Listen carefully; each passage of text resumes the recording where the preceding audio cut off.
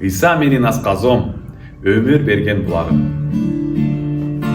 Дегиздин бийик толкунунда, катуу шамал каршы урганда, жеңилдим деп ойлогондо ырдаанда.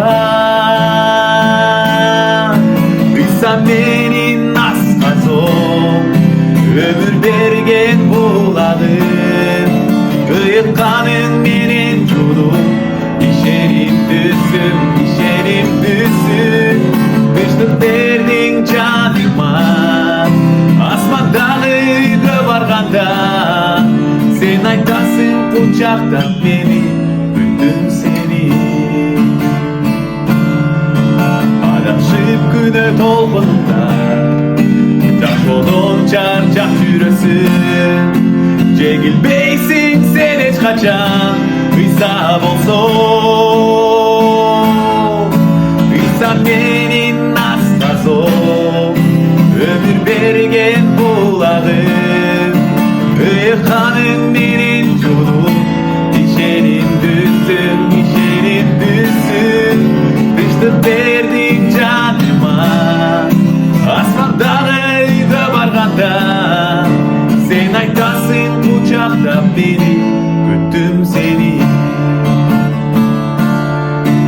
Ата берген ырайым менен, Исанын сүйүүсү менен, ыйык рухтун күчү менен күнөөнү жеңем. Иса менин асказом, өмүр берген булагым, ыйыкканың менен жудум. İşerim düzsün, tынчтык бердиң жаныма.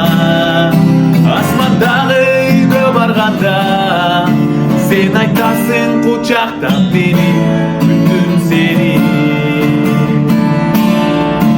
Иса менин асказом, өмүр берген булагым, ыйыкканың менен жудум. İşerim düzsün,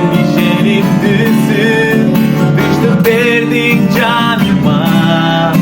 Асмандагы үйгө барганда, sen айтасың кучактап мени, күттүм сени.